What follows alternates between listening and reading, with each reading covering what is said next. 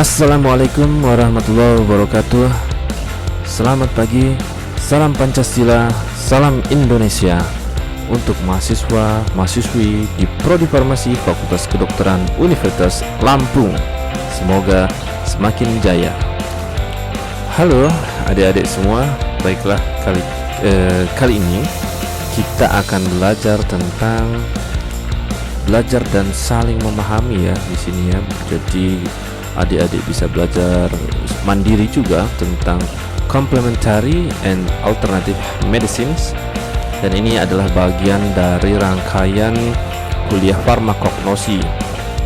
Jadi ini adalah suatu metode terapi ya yang secara holistik, yang tentunya nanti akan kita bahas secara mendalam, dan tujuannya adalah termasuk melengkapi dari pembelajaran pengobatan.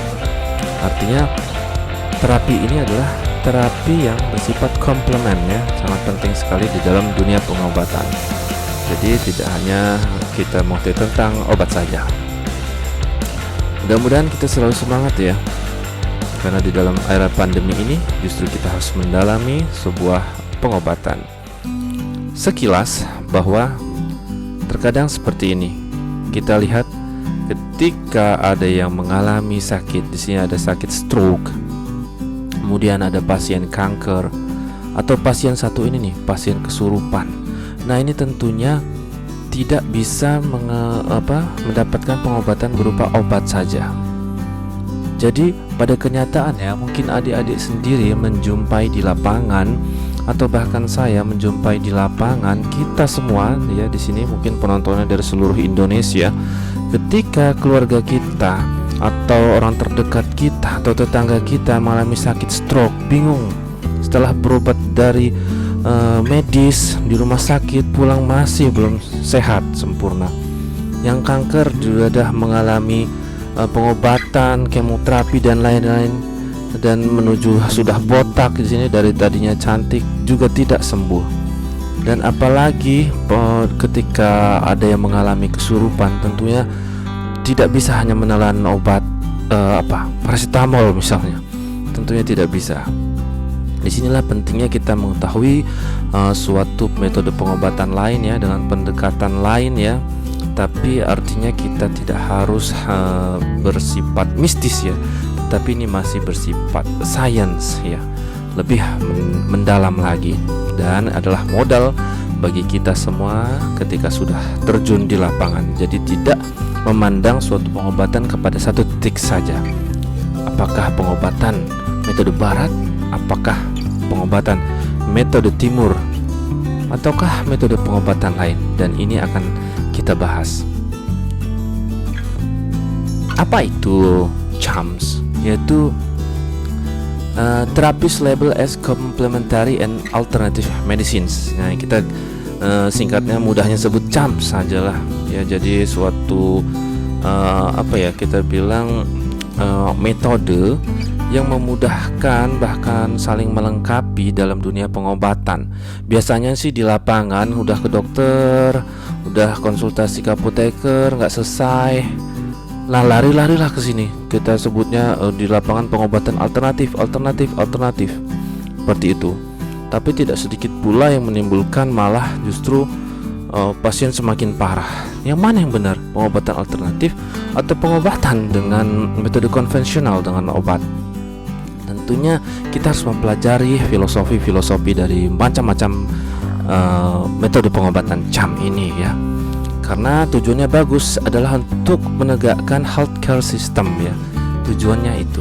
Jadi kita bisa saja menggunakannya, karena ini ilmunya berbeda dengan dunia pengobatan konvensional dan scientific medicines atau biomedicines, dan tentu berbeda dengan farmasi.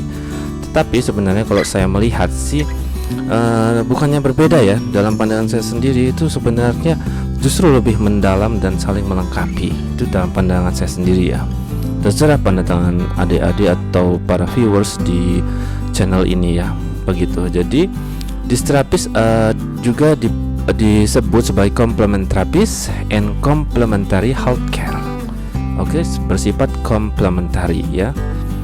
Apakah bisa dijadikan sebagai terapi utama? Bisa saja. Apakah juga bisa sebagai komplement? Tentu bisa, namanya komplementari. Begitu. Jadi macam-macam dari CHAMS itu sudah kita kenal atau belum, mungkin ada yang belum mengenal ya. Di dunia ada macam-macam. Itu kita bisa lihat tuh, ada yoga, ada akupuntur, udah terkenal nih di dunia. Kemudian ada yang menjalani terapi diet, ada juga terapi Reiki, ini terapi energi. Kemudian ada massage terapi. Nah, ini sebagai suka yang pijat-pijat nih ya. Ada yang terapi kromoterapi, itu terapi warna.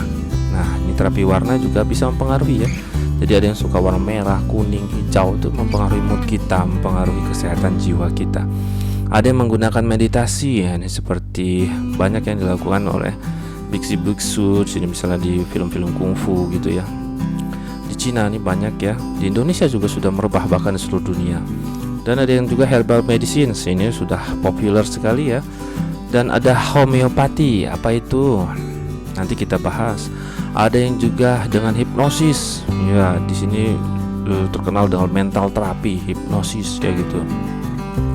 Ada yang pernah hipnotis gitu apa? Nah itu bisa juga dicoba. Ada nanti mendalami ya. Farmasi juga bisa mendalami ilmu hipnosis ya. Kemudian ada yang menggunakan aromaterapi atau Ayurveda. Jadi banyak sekali ragamnya. Secara garis besar CHAMS itu bisa dibedakan menjadi 5 jenis ya sebenarnya. 5 jenis, yaitu kita lihat ada whole medical system. Ini contohnya adalah Ayurveda, TCM ya, Traditional Chinese Medicine, and Homeopathy. Ini adalah bagaimana memandang kesehatan sebagai sistem yang holistik ya. Jadi tidak memandang sebagai body aja, tapi ada body yang tidak kelihatan. Kemudian digabungkanlah dengan di sini pengobatan dengan herbal biasanya. Kemudian ada mind body medicines. Jadi terapi kombinasi memandang titik sudut antara pikiran dan tubuh tentunya. Di sini bisa dilakukan dengan musik, misalnya kan ada yang semangat dengan musik ya. Atau waktu sakit itu dia mendengarkan musik. Ada art dance therapy, kemudian meditation, kemudian berdoa, itu juga termasuk mind body medicines. Lalu ada juga yang berdasarkan biologically based ya, itu sudah banyak terkenal ya, herbs, herbal product, vitamins and foods. Kemudian ada yang berdasarkan manipulative and body based, jadi terdapat manipulasi pada tubuh ya. Contohnya kiropraktik ini yang udah adik-adik terkenal ya, udah ada mengenal juga di lapangan. Misalnya ada ya praktek-praktek kiropraktik ya, berdasarkan dari tulang belakang nih, tapi harus expert, harus ahli. Ada yang patah soalnya. Kemudian ada osteopati juga, ada massage juga. Dan terakhir ada energy medicines. Nah, energy medicines ini dari zaman dulu sampai sekarang masih populer ya. Contohnya adalah qigong. Kemudian ada akupuntur, ada bioelektromagnetik, ada therapeutic touch Reiki ya. Ini dari Jepang contohnya. Untuk lebih detailnya lagi, percontoh masing-masing jenis bisa dilihat di salah satu bagiannya ini ya, the type of CHAMS approach ya. Ini adalah contohnya. Misalnya natural products tuh jadi banyak jenisnya juga. Misalnya energi terapis, di sini ada tai chi ya. Ini bisa dicoba juga nih. Jadi semakin kita tua tuh penyakit akan semakin bervariatif dan sulit ya. Tidak hanya sembuh dengan obat saja kayak gitu. Intinya seperti itu ya. Apakah ini penting pengobatan CHAMS ini? Jadi menurut penelitian yang dilakukan oleh Mandreker Bahal tahun 2017, ini baru-baru saja sebenarnya, termasuk update. Ada dia melakukan penelitian terhadap pasien yang menderita HIV. Itu ternyata dari respondennya sebanyak 130 itu memilih pengobatan secara medicinal herbs ya sebesar 57,3%, cukup besar juga. Artinya apa? Kepercayaan pasien untuk mencari alternatif atau komplementari dari pengobatan itu tinggi. Kenapa? Tentunya berharap pada suatu titik kesembuhan ya. Jadi akan mencoba segala caranya, entah itu dari spiritual terapinya, ada juga yang menjalaninya ternyata dari terapi HIV ada yang menjalani sebagai psikoterapinya, ada yang menggunakan energi terapis, dan juga ada yang menggunakan alternatif lain di sini. Yang tadi itu yang masih tergolong dalam 5 jenis cam tadi. Jadi medicinal herbs ini masih menjadi suatu kepercayaan, sehingga disitulah pentingnya ilmu farmakognosi dengan adik-adik mengenal kandungannya, efek terapinya, mekanisme konstituennya, dan lain-lainnya. Disinilah titik penting arti dari cam itu sendiri. Oke. Lalu sebelum mengenal CHAMS, memang kita mendasari dulu bahwa nanti di bawah slide ini, di slide selanjutnya akan dibahas tentang apa itu ada tubuh eterik, ada tubuh energi kayak gitu. Jadi salah satu terapi energi ya di sini berpandangan pada tubuh kita manusia itu terdiri dari atas tubuh energi. Jadi tubuh kita jika dilihat akan mengandung aura dan cakra seperti itu. Jadi ini adalah pusaran energi. Cakra adalah pusaran energi seperti ini yang lebih inti dari tubuh manusia. Jadi beda ya dengan pengobatan barat. Kalau pengobatan barat itu memandang lebih kepada organ-organnya langsung. Misalnya jantung, oh dia sakit jantung, jantungnya diobatin. Tetapi kalau pengobatan secara komplementari dan alternatif, ini adalah mengkaji dari roots, benar-benar roots dari dalam energinya, sehingga setelah diinterpretasi melalui energi ya, didapatlah skema pembedahan body seperti ini. Jadi tubuh bisa terdiri dari cakra dan aura. Cakra itu terdiri, cakra utama ya, terdiri dari 7, yaitu cakra di sini the first cakra, base of root, cakra dasar ya dekat di tulang ekor. Kemudian second cakra ini dekat kelamin atau prostat ya. Kemudian ada third cakra solar plexus, ini dekat pusar. Kemudian the fourth cakra adalah cakra jantung ya di sini. Kemudian cakra kelima itu dekat tenggorokan ya. Kemudian cakra keenam ini dekat mata, di tengah-tengah di atas mata, di tengah-tengah persis ya di antara mata. Kemudian cakra ketujuh itu ada di atas kepala kita, di atas kepala ya. Jadi secara unik ternyata cakra-cakra dalam pandangan pengobatan ini mengandung warna ya, menginterpretasikan warna, yaitu warna pelangi ternyata ya. Seperti pada kuliah saya dulu ya pernah menyampaikan di botani farmasi kalau tidak salah ya, yaitu warnanya apa? Mejiku hibiniu. Nah, seperti warna pelangi yang menggambarkan tingkatan energinya ya. Ini sudah dibahas ya, coba lihat lagi nanti. Jadi selain mengandung cakra, ternyata tubuh juga mengandung tubuh eterik, yaitu mengandung aura. Aura ada tingkatannya, dari aura dasar ya, merah, sampai juga sama keluar, yaitu ke warna ungu. Nah, ke warna ungu yang masing-masing menginterpretasikan arti yang berbeda-beda. Pada warna merah misalnya adalah etheric body yang mengandung lower aspect. Kemudian pada yang lebih tinggi lagi emosional yang lebih rendah, terus meningkat ke astral body, ini warna hijau. Nah, seperti itu. Kemudian meliputilah ke warna yang lebih tinggi, warna ungu. Inilah kenapa ada perbedaan warna-warna di tubuh manusia. Jika difoto ya, ini kalau aura bisa difoto ya secara kirlian, itu sudah bisa ada teknologinya. Tapi kalau cakra belum bisa difoto, hanya bisa dilihat oleh orang-orang tertentu ya yang mempunyai kekuatan. Seperti itu biasanya anak indigo. Kalau anak indigo tentunya mempunyai spesialis yang berbeda sekali. Jadi ini contoh ya, manusia memiliki aura yang berbeda gitu. Jadi aura ini akan sangat dipengaruhi oleh energi intinya tadi, pusaran energi cakra. Bagaimana mendapatkannya? Tentunya perlu pelajaran atau materi khusus ya. Kalau ini ada pelatihan khususnya ya. Nah, jadi aura itu warna menginterpretasikan karakter ya, karakter. Misalnya merah, dia energi, vitalitasnya, staminanya, menginterpretasikan passionnya. Kalau ke arah orange ya, ini naik lagi Ini lebih ke arah creativity, produktivitas, kesenangannya, optimisme. Orangnya cenderung optimis kayak gitu. Bagaimana emotional expressionnya, dia lebih aktif di situ. Kemudian warna kuning, dia lebih cenderung humoris, dia menyenangkan. Kalau ada teman-teman yang menyenangkan, humoris, biasanya warna auranya yellow ya, kuning. Kemudian dia intelek, logik, dan kreatif. Kemudian kalau warna hijau, ternyata dia lebih bersifat kepada keseimbangan, harmoni, cinta, komunikasi, sosial. Kemudian ya lebih ke alam gitu. Dan ada blue indigo, dia cinta kedamaian ya, kesetiaan, kebaikan, kebenaran, peace. Jadi menuju ke spiritual yang lebih tinggi ya, kesetiaan, devotion. Jadi orang-orang setia itu ke arah ke sini. Jadi kalau nggak setia dia nggak mungkin blue indigo kayak gitu. Kemudian violet itu ungu, itu dia lebih ke intuisi, imajinasi, universal flow. Jadi lebih ke alam pendekatannya. Dia banyak berimajinasi. Biasanya orang-orang ini pintar gambar.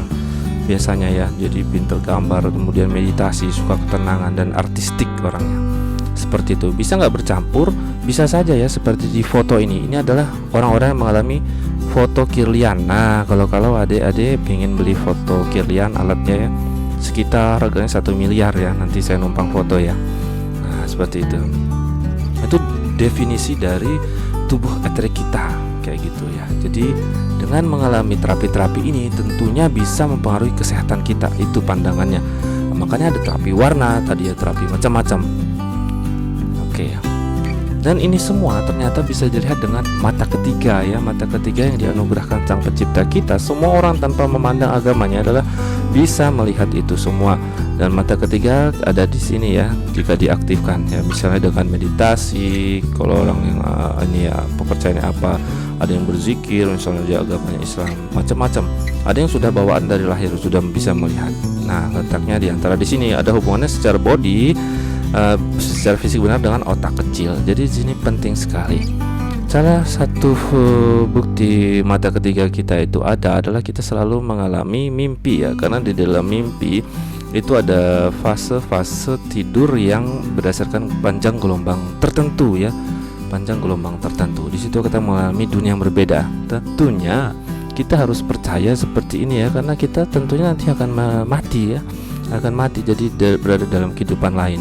Salah satu bentuknya adalah kita mengalami dunia mimpi ya. Mungkin ada yang pernah mengalaminya atau mengalami pengalaman spiritual dan eksotis lainnya ya, seperti itu. Sehingga dengan konsep charm ini kita harus mendasari bahwa menyadari adanya prinsip energi ya.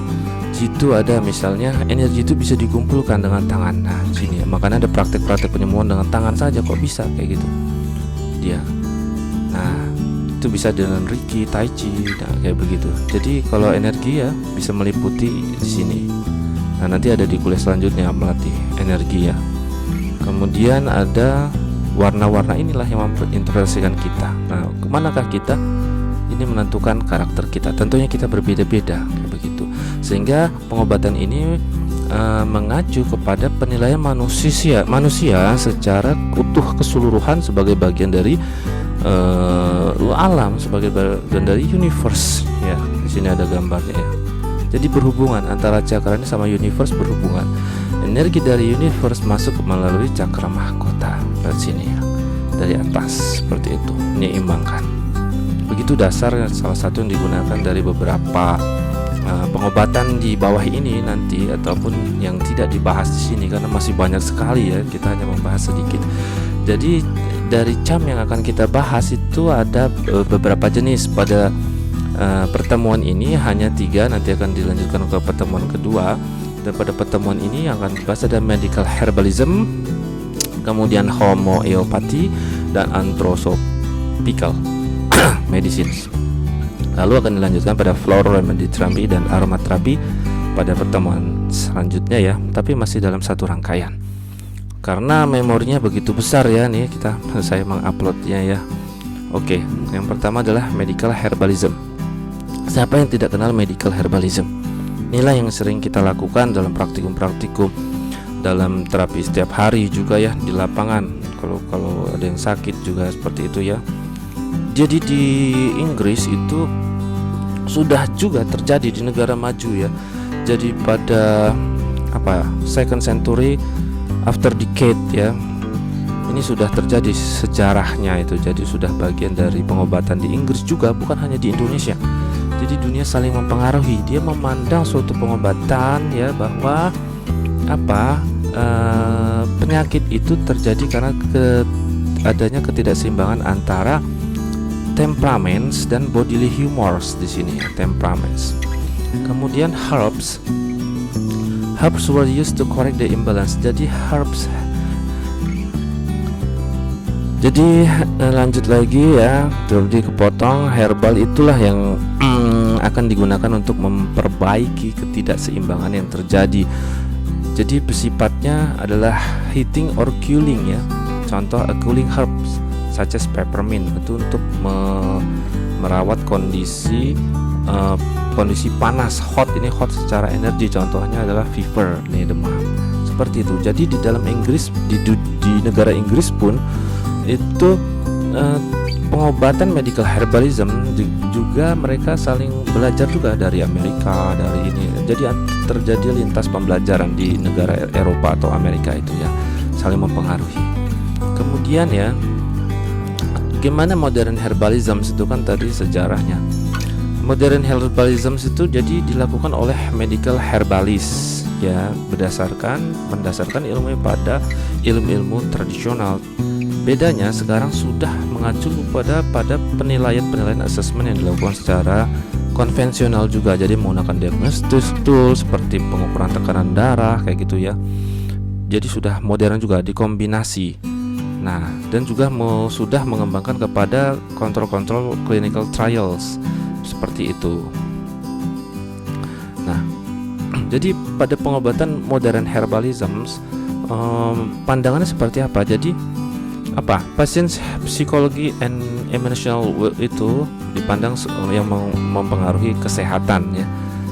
Inilah yang dipertimbangkan akan menghasilkan terapi holistik ketika pasien mengalami psychological and emotional permasalahan itu. Kemudian herbalis di sini memilih herbs yang sesuai pada individu. Ya, jadi berbeda-beda. Dengan orang yang gejalanya sama, dia akan menerima pengobatan herbal yang berbeda. Nah, dengan kombinasi yang berbeda. Ini karena dia bersifat pengobatan holistik. Kemudian dia herbalis juga berusaha mencari sebab ya, the underlying cause, apa sebenarnya penyebab penyakit itu, sehingga akan mengaruhi treatmentnya. Jadi akan sangat berbeda per individu. Dan herbal itu digunakan untuk menstimulasi penyembuhan, kemudian memperbaiki sistem dari tubuh dan memperbaiki sistem yang rusak, kemudian yang akan mempengaruhi simptomnya. Jadi kerjanya dari dasar baru ke permukaan kayak gitu. Yang dimana herbal itu juga ditujukan untuk mengeliminasi dari toksin dan menstimulasi circulations yang terjadi, sirkulasi energi, sirkulasi peredaran darah. Jadi ada dua.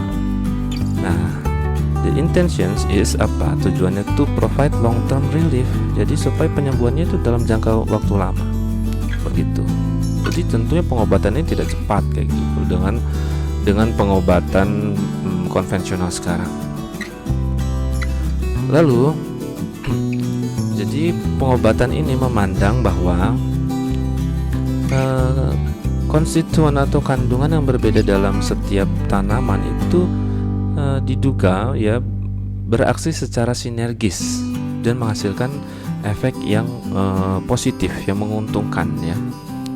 Jadi saling menguntungkan. Jika ada efek dari salah satu konstituen yang tidak menguntungkan, maka ada konstituen lain yang mengeliminir kemampuan merusak dari konstituen lain itu yang merusak. Nah, sehingga dia disebut side effect eliminating system. Itulah kenapa orang cenderung percaya kepada herbal. Jadi dia bersinergi. Bahkan terkadang itu ya dalam pandangan ini lebih utama dibandingkan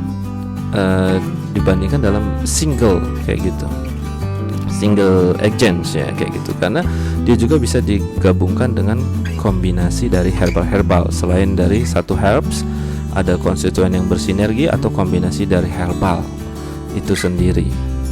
Nah, itu dari pandangan herbalism ya, medical dan modern herbalism. Kondisi-kondisi apa yang bisa dirawat ya, yang bisa ditreatment dengan medical herbalism ini? Jadi para medical herbalist tentunya menerapi untuk penyakit-penyakit akut sampai kronik juga. Akut contohnya di sini ada infeksi. Kronik ya misalnya atau penyakit-penyakit medis ya, seperti irritable bowel syndrome ya, berkaitan dengan pencernaan, kemudian premenstrual syndrome, eksim, akne, atau kondisi-kondisi kulit lain, sistitis ya, atau ada peradangan pada kandung kemih, artritis, depresi, ada chronic fatigue ya, jadi kelemahan dan migrain, sampai migrain atau vertigo ini bisa di treat ya. Nah, bagaimana herbalist prescription-nya? Resep cari herbalnya biasanya digunakan tadi ya, seperti pada prinsip yang kita jelaskan tadi, bahwa dia untuk misalnya gejala menopause simptom menggunakan beberapa herb, tidak cuma satu. Jadi kombinasi, tidak cuma satu. Stres ini ya, tidak cuma satu. Dan masing-masing, ingat ya, masing-masing individu menerima resep yang berbeda-beda ya, resep yang berbeda-beda tergantung kondisinya, karena dia memandang tubuh itu beda ya, terdiri dari apa? Temperaments and body tadi, humors tadi. Seperti itu. Nah, bagaimana sih kalau kita melakukan perbandingan antara herbalism dengan rational fitoterapi? Jadi intinya herbalism pertama memandang bahwa sinergi and additive effects, jadi efek sinergi dan aditif terjadi between herbal constituent. Padahal kalau rational terapi, fitoterapi maksudnya, dia harus mencari buktinya. Nah, kemudian herbalism, dia memandang pengobatan secara holistik. Holistik itu berarti berdasarkan individualistiknya masing-masing, baru ngeresepin. Kalau ini tidak holistik, berdasarkan gejala saja. Kemudian preparations biasanya dia diformulasikan dalam bentuk tinctur. Kalau rational terapi, fitoterapi, dia bisa diberikan sebagai tablet, kapsul biasanya. Kemudian kalau herbalism, dia menggunakan kombinasi dari herbs tadi ya, kombinasi bukan single. Tapi kalau rational fitoterapi dia menggunakan single herbs. Kemudian dia prinsip-prinsipnya masih bertentangan dengan standarisasi dari tanaman ya.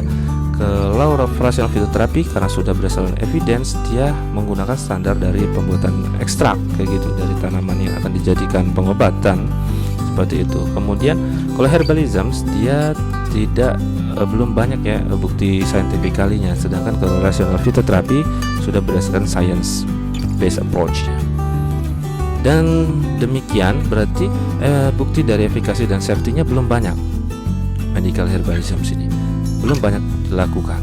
Nah, itu tugasnya adalah kita melakukannya. Untuk apa? Sebagai pertanggungjawaban. Tapi masih banyak juga yang dilakukan ini, dan biasanya dilakukan sembuh tapi tidak direport. Nah, itu makanya selalu terjadi informasi di dunia ini, sehingga masih ada kepercayaan kesana ya, wajar saja kayak gitu. Ternyata sembuh di lapangan karena tidak semuanya bisa direport kayak gitu ya. Oke. Lanjut ke pengobatan kedua, homeopati. Apa tuh homeopati? Jadi homeopati ini dia sekitar 200 tahun lalu ya, 200 tahun lalu mungkin dari sekarang, sudah ditemukan oleh seorang dokter dan sekaligus apoteker. Nah, ini hebat ya, dokter dan apoteker dari Jerman. Dia ini merangkap. Jadi namanya Samuel Hahnemann, sejarahnya gitu.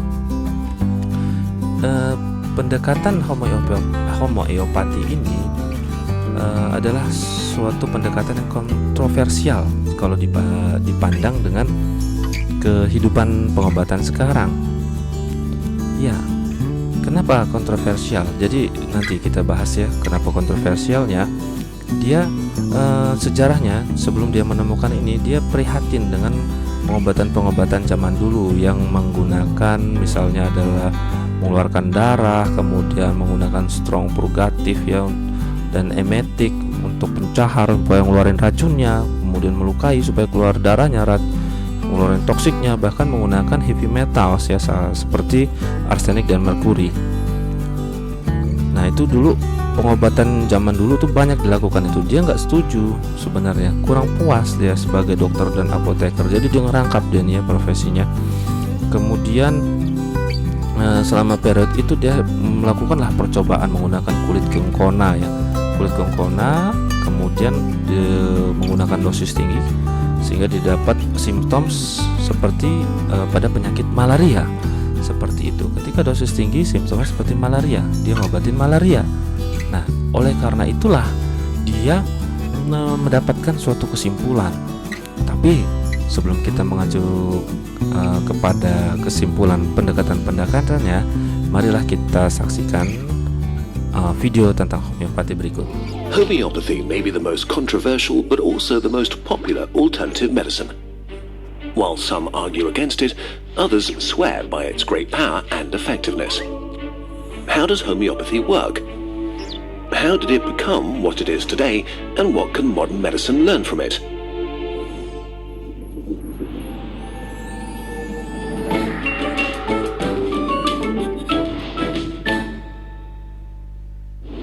The first principle of homeopathy is like cures like. Remedies use ingredients that cause the symptoms you want to cure. In practice, that means that remedies against fever could, for example, be made from belladonna, which also causes fever. A mixture based from bee venom is used to treat itchy swellings, and so on. The second principle is a special method of preparation called potentization. The idea is that diluting and agitating the ingredients activates their curative powers and enhances their effect. To do this, the ingredient is dissolved in alcohol or distilled water. Homeopaths take 1 part of the solution and mix it with 9 parts of water, diluting it down to 1/10 of its original concentration and shaking it. What you have now is a 1x potency, 1 part ingredient and 9 parts solvent, named after the Roman numeral X for 10. Now this process is repeated. Take 1 part, mix it with 9 parts of pure water and shake it vigorously. Now you have 2x. You do this again and again until you reach the desired grade of potency. The finished remedy is then taken orally, or sometimes it's applied as little sugar pellets that are sold as globuli. A 20x potency, for example, is like dissolving 1 aspirin pill in the water volume of the whole Atlantic. But many are much more extreme, like 30C, for example. C means that the mixture has 1 part ingredient and 99 parts water. So the commonly sold 30C mixture means 1 part ingredient and 1 million billion parts of water. If we wanted a globuli pill with a single atom of the original ingredient, then our pill would be the diameter of the distance between the Earth and the Sun. 150 million kilometers. A pill so massive that it would collapse into a black hole under its own mass. Because of this, potentization is one of the biggest criticisms of homeopathy. The extreme dilution is supposed to make the ingredients more potent, but on a physical level, this doesn't really make sense. Most homeopathic remedies are diluted so much that not a single atom of the active ingredient is left in them. The explanation of why the mixtures still work is that shaking the mixture after every dilution leaves behind a spirit-like essence of the ingredient. Basically, the idea is that water remembers what was put into it. But if this were true, then every substance that ever met a drop of water would leave an essence behind and lead to unpredictable effects when it was accidentally ingested. Think of all the stuff that lives and floats in the oceans. Every sip of water would be a supercharged homeopathic cocktail. So how did homeopathy become the most successful alternative medicine? In the 18th century, medicine was very different from today. Treatments like bloodletting left the patient worse off than before. So German physician Samuel Hahnemann wanted a non-invasive, natural way of healing and developed homeopathy.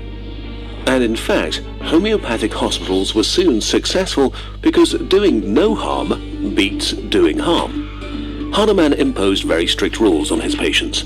First, you had to avoid coffee, tea, alcohol, spicy food, sweet food. No old cheese, no onions, no meat. No clothes made from sheep's wool, but also no sedentary work, no sitting inside in stuffy air, no warm rooms, no riding horses, no napping, no playing games, no masturbation, and of course no reading pornographic texts, and many more. then and only then would his remedies work according to the inventor of homeopathy. Of course, all of these instructions are ignored and not talked about today. Medicine has changed a lot in the last 150 years. Never before in human history have we enjoyed a comparable level of health. Never have we lived as long. And this is largely due to the new tools we've developed. Modern diagnostics, double-blinded studies and scientific evaluation to check and prove which stuff works. Thanks to these tools, after countless studies and reviews, we know beyond a shadow of a doubt that homeopathy does not have any effect beyond placebo. But even so, who cares why it works if it helps people? Maybe you tried it and felt better. Or you know someone that got over a horrible disease while using homeopathic remedies. And there are plenty of reports of it working for children and animals. What do we make of these experiences? The placebo effect is very real and not imaginary. No matter how smart you are, you're not immune to it. If people believe that something will help them feel better, their trust alone has the desired effect. And it's been proven that the placebo effect can be transferred. Children and animals rely on their parents or keepers and are in tune to their emotions. If a parent has a lot of trust in a treatment and eases up, this can help a child relax and help relieve symptoms. This can also be observed with animals who react strongly to the body language cues of the people caring for them. But the most powerful tool of homeopathy is time. Our bodies are survival machines. Infections pass on their own after a few days. But if you take some remedy when you already feel sick and then start getting better, it feels like it did indeed cure you, or actually it would have happened anyway. The homeopathy industry likes to play the gentle alternative to Big Pharma. But the homeopathic industry is Big Pharma. Billions of dollars are made with extreme profit margins. The homeopathy industry has its own lobby organizations and fights its enemies as hard as it can. A lot of money is on the line. Globally, the market is expected to reach over $17 billion by 2024. Some critics even argue that the homeopathic industry is bad for public health because it creates distrust in proven medicine. The belief in homeopathy correlates with skepticism about vaccinations.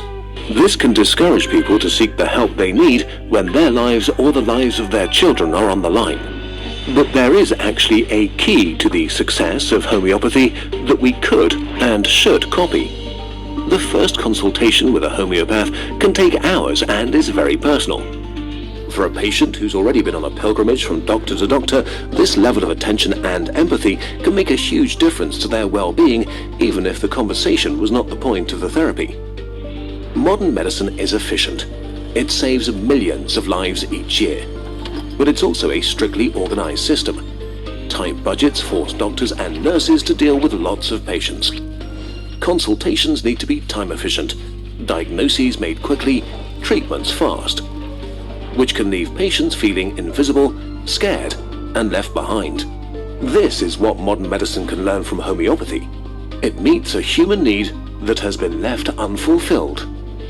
We need to make time for the individual again, see people, not numbers.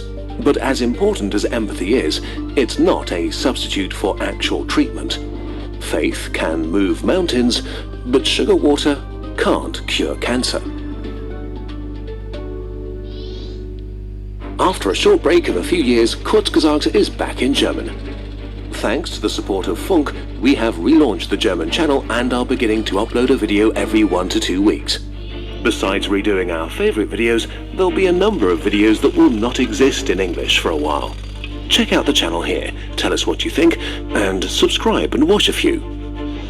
If the channel goes well, the German videos might become a regular thing for years, and we might even do more languages.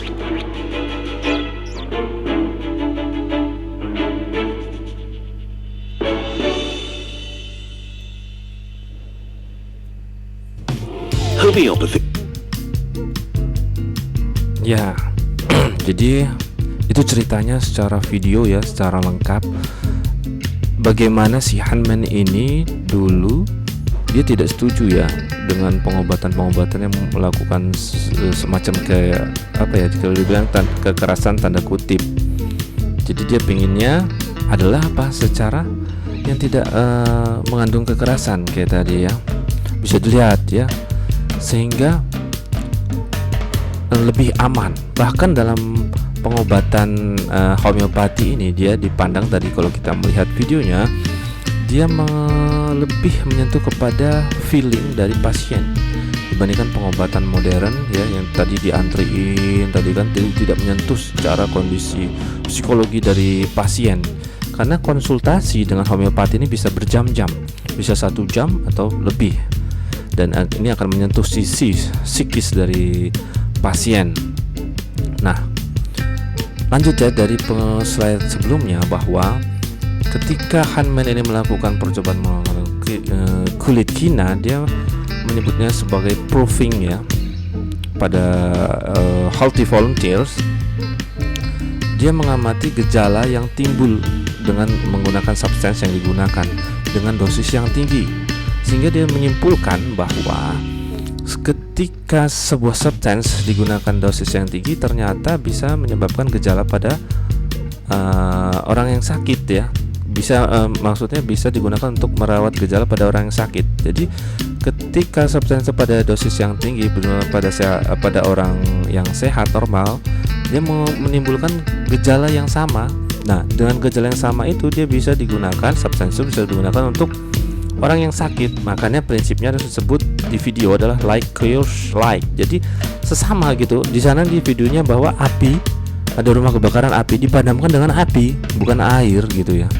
Jadi dengan yang sama, tentunya sehingga di pengobatan tadi menghasilkan asap kayak gitu ya. Ada yang digigit ya, diobatinya dengan itunya lebah juga kayak gitu. Sehingga pengobatannya dengan sekarang dianggap kontroversial prinsipnya. Mungkin ya bisa saja dia berpandangan ya, tentunya dia ada landasan-landasan. Kalau kita mengacu kepada min ketemu min jadi plus kayak gitu. Jadi prinsipnya pada like yours like kayak gitu ya. Ini contohnya ada coffee malah digunakan pada dosis tinggi, digunakan untuk merawat insomnia ya, untuk susah tidur. Jadi dia digunakannya. Jadi prinsipnya malah seperti itu, like yours like. Nah, menarik ya. Tapi ternyata berkembang di seluruh dunia ini, masih berkembang prinsip-prinsip ini. Dan dengan memperhatikan keselamatan, si Hahnemann ini juga menggunakan minimal dose untuk meminimalkan toksisitas tentunya. Jadi dengan adanya mother tincture tadi kan yang diencerin dengan segala macam pengenceran.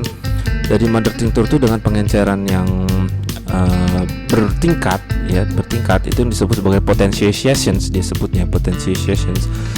Bahkan dia menyebutnya semakin banyak dilute pengenceran itu semakin poten. Tentunya ini berseberangan dengan pengetahuan kita sekarang kayak gitu. Dan dia menyimpulkan bahwa only a single remedy, dia hanya menggunakan satu single remedy yang digunakan dalam pengobatan itu dalam suatu waktu seperti itu. Ada 3 tadi ya, berarti itu prinsip homeopati. Bagaimana modern homeopati? Ini berkembang sekali ternyata di Eropa, Asia, bahkan Amerika. Tapi dengan pengecualian para homeopatizer istilahnya ya, dia tidak setuju dengan cuman penggunaan one single remedy. Mereka menggunakan banyak multi prescribing, tidak hanya menggunakan satu. Begitu, kurang setuju juga dia. Bisa-bisa aja berbeda pendapat karena ini kan pengobatan alternatif semacam komplementari ya, tapi ditemukannya oleh orang-orang yang bersains kayak gitu, bisa saja. Nah, itu bedanya.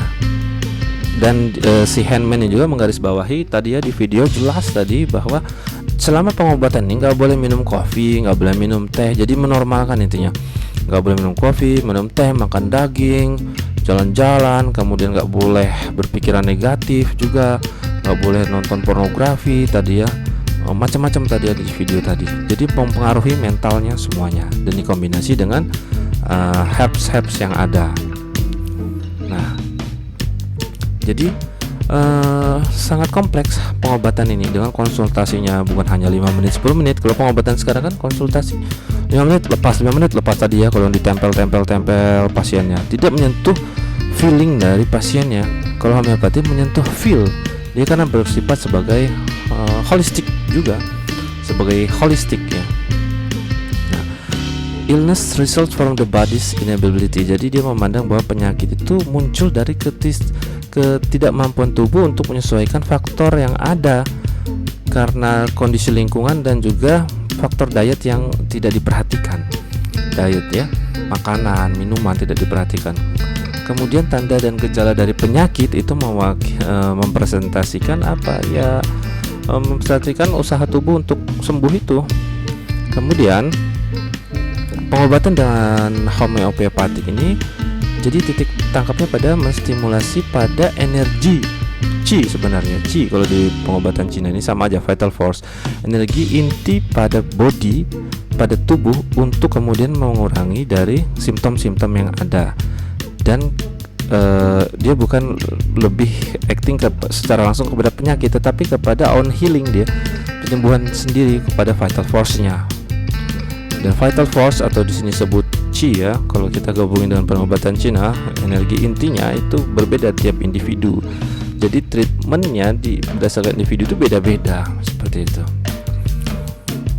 Oke, pengobatan homeopati terkadang membingungkan juga sama herbal medicine. Bedanya di mana? Terkadang ya dibilang mirip kayak gitu ya. Mirip ya, mungkin beda negara nyebutinnya apa, beda juga sebutannya. Tapi mirip, tapi prinsipnya yang tadi yang sangat kontroversial tadi ya. Tapi perbedaan dari homeopati sama herbal medicines itu jelas ya. Kalau homeopati dia semakin encer, itu semakin poten. Homeopati kan lucu gitu ya kalau kita mandangnya sekarang, sedangkan pada herbal medicine dia berpandang pada material strength-nya. Kalau semakin diancerin ya semakin rendah kemampuannya. Kemudian homeopathic remedies ini menggunakan 65% dari plants, 35% nya nggak dari plants. Kalau herbal medicine dari plants semuanya. Nah ini contohnya ya, pengobatan homeopatik dari plants, materialnya bisa dilihat sendiri di sini, dan gambar-gambarnya bisa di search juga ya. Yang ada common plant names-nya apa gitu, plant source-nya apa, common remedy name-nya ini. Jadi namanya beda nih, tapi secara internasional disamakan ya, bahasanya begini Latin, kemudian common plant name-nya apa yang digunakan. Nah ini contoh dari yang digunakan sebagai homeopathic remedies. 35%-nya apa kalau homeopathic itu? Jadi ada animal juga, insect, biological and drug, chemical and mineral. Tidak semuanya plant maksudnya. Dan dia menggunakan prinsip tadi pengenceran. Ya, menggunakan pengenceran. Jadi ada the mother tincture namanya kan, yang pekat tadi ya, mother tincture namanya. Kemudian dia encerin. Ketika pengenceran menggunakan prinsip desimal itu adalah menggunakan prinsip 1/10 pengencerannya, maka disebut 1D atau X1X dia sebutnya. Ketika dia hancurkan bertingkat, maka dia pengencerannya menjadi 2X. Jadi diambil lagi satu bagian di dalam 10 bagian yang dari awal report bagiannya ada tadi ya di video. Bagaimana kalau mengacu kepada prinsip centesimal? Dia 1/100 pengencerannya, satu bagian di dalam 100 pelarut. Ketika dilakukan 2 kali, ya dia berarti jadi menjadi 2C kayak gitu ya, centesimal. Jadi pengencerannya 1/10.000 sebenarnya, seperti itu. Kalau yang tadi beda ya, 1/10. Jadi desimal 1/10, centesimal 1/100. Itu makanya ada yang namanya potensinya dikenal sebagai akonit, misalnya 3C atau 6X tadi itu. C centesimal, X tadi kan desimal. Ini persamaannya. Jadi pengencerannya sebenarnya sama. Semakin dihancurin semakin poten dia mandang seperti itu. Nah, ini sama ya. Jadi prinsip-prinsip pengencerannya 2C atau ini prinsip potensiasi dari homeopathic remedies. Nah, ini potentizations ya. Ada susah nyebutnya. Ini berbeda ya, jadi in positions to modern pharmaceutical principles. Jadi ini udah jelaskan juga bahwa tadi semakin dihancurin malah semakin poten kayak gitu. Dan tentunya berseberangan dengan prinsip modern pharmacologies. Tapi terserah mau mandang yang mana, hak kita. Siapa tahu benar juga gitu kan. Kenapa memandangnya seperti itu? Ternyata memandangnya pada memory of water theory, dia ternyata memandangnya. Jadi pendukung dari teori ini mengklaim bahwa molekul solvent itu melakukan rearrangement ulang mengikuti jejak molekul awalnya. Nah, secara biologi dan kimia. menurut pandangan homeopati secara prinsipal fisika kimianya. Tapi ini bertuburkan dengan pengetahuan sekarang, ya terserah ya. Jadi ini berdasarkan memory of water theory. Selalu jadi water itu bisa mengingat struktur origin awalnya, begitu. Nah, evidence efikasinya gimana sih? Dilakukan juga ternyata systematic review, sudah ada banyak penelitiannya dan meta analisis. Dari beberapa penelitian hampir sebenarnya 90% itu tidak menunjukkan evidence dan efikasi yang maksimal, optimal. Tapi ada juga penelitian berdasarkan meta analisis menunjukkan ternyata homeopati ini berefek positif. Cuman terjadi perbedaan pendapat menganggap bahwa meta analisis itu terlalu melebih-lebihkan dari keefektifan pengobatan homeopati. Tapi pertanyaannya, kenapa banyak negara gunain ya gitu ya di negara maju begitu. Oke, kita pilih sendiri. Dan selanjutnya yang terakhir adalah anthroposophical medicine. Tentunya nih agak sedikit berbeda ya dengan homeopati, tapi ya prinsip-prinsipnya hampir sama saja, selalu memandang penyakit dan pasien atau individu secara holistik. Jadi sejarahnya ini ditemukan oleh filosofer Austrian ya sebagai esoterik. Ya, esoterik itu ahli energi, namanya Steiner. Dia memandang penyakit itu adalah sebagai bagian dari human beings and the natural world. Jadi penyembuhannya ini dan mengutamakan pada soul and spirit. Jadi tidak hanya fisik tapi juga ditentukan oleh soul and spirit. Nah, yang ada pada manusia. Ini disebut dengan prinsip anthroposophie atau anthroposophic medicine pengobatannya. Karena ini sejalan didukung dengan pengetahuan-pengetahuan sekarang ya, dari pengetahuan agrikultur maupun pengetahuan pengobatan. Dia mengacu tentunya pada pikiran, perasaan, dan will atau behavior itu mempengaruhi suatu penyakit karena berdasarkan soul and spirit.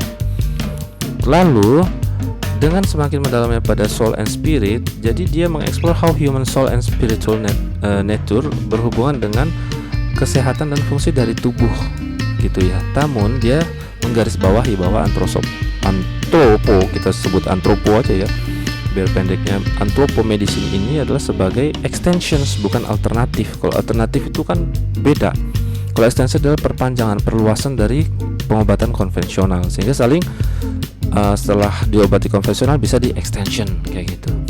Dan Steiner memandang pengobatan ini bahwa person itu bisa mempunyai 4 bodies tadi: physical body, etheric body, astral body, dan spiritual body yang mewakili masing-masing. Gambaran tentang 4 body ini mungkin sudah di awal kira-kira seperti itu, sama saja. Dan dia memandang juga human being itu mempunyai 3 functional system utama, yaitu sense nervous system, reproductive metabolic systems, dan rhythmic system. Pada sense nervous system dia fokus on cooling and hardening process, itu contohnya pada development of arthritis. Pada reproductive metabolic system dia memacu pada warming and softening process, contohnya pada demam ya. Kemudian pada rhythmic system dia meliputi jantung, paru-paru, dan circulations. Dia mengatur keseimbangan 2 sistem di atasnya. Sehingga ketika terjadi ketidakseimbangan di antara 3 sistem ini, itulah penyebabnya penyakit. Ini dalam pandangan antropo ya, antropo.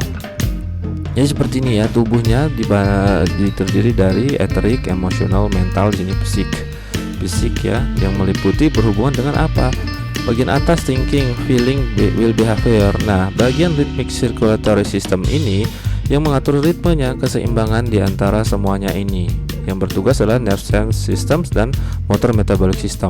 Motor metabolic system dipengaruhi will, behavior, dan saling mempengaruhi. Begitu juga ini, brain mempengaruhi dengan thinking dan saling mempengaruhi penyakitnya antara organ dan penyakit, dan lebih dalam dari etheric body-nya. Seperti itu. Jadi hubungan antara tubuh yang nggak kelihatan sama tubuh yang kelihatan saling mengatur ya ritmenya. Bagaimana modern anthropomedicine? Ya, modernnya tentunya ternyata mengacu kepada teknologi sekarang juga, menggunakan konvensional tool juga, tapi juga melakukan anamnese. Jadi bagaimana berbincang dengan pasiennya, anamnese, mereka fisiknya juga, laboratoriumnya juga, life story-nya juga, social context, body shape, movement, social behavior, artistik, lebih lengkap lagi ternyata. Termasuk apa, dia menggunakan, kenapa prinsip terapinya tidak hanya menggunakan herbal nih, tetapi lebih lengkap lagi, dietnya diperhatiin, therapeutic movementnya, artistik terapisnya, massage. Nah ini jadi terapi program yang sangat lengkap sekali, anthroposophic medicines. Dan banyak sudah berkembang di negara-negara maju, Austria, Jerman, Switzerland, Netherlands. Sudah ada rumah sakit khususnya juga di sana, rumah sakit yang menggunakan prinsip anthroposophic ini. Nah, kalau di UK masih sedikit ya, few medically qualified practitioners ya di sana, tapi terus berkembang juga. Jadi ini juga diacu di dunia. Jadi kita jangan terbatas pikirannya pengobatan itu hanya itu aja. Indonesia yang tentunya kaya dengan herbal dan banyak keanekaragaman budaya juga sudah melakukan ini sebenarnya, tapi mungkin belum terrecord dengan baik. Justru kita malah banyak masyarakat ke dukun, ke ini. Nah itu harus diluruskan seperti itu ya. Karena di Indonesia masih terjadi banyak penipuan. Itulah tugasnya dari farmasis ya, karena farmasis juga menyeimbangkan di sini. Apa sih kondisi-kondisi yang bisa di-treat itu? Misalnya di Jerman aja, di sini di Jerman sudah ada tuh rumah sakitnya juga ya, anthroposophic ini. Misalnya untuk pasien-pasien kanker juga ya. Jadi digunakan pengawasan dari dokter dan juga apoteker untuk pengobatannya ya. Menggunakan OTC yang ada, seperti untuk proses-proses pencernaan dan OTC untuk beberapa macam gejala-gejala ya yang ada di sini ada. Indication, constipation, cough, cold. Nah, seperti itu. Jadi dokter dan apoteker berkolaborasi di Jerman menggunakan anthroposophic ini. Seperti itu. Kemudian prinsip antropo ini agak unik ya. Steiner percaya bahwa tanaman itu terdiri dari berbagai bagian ya.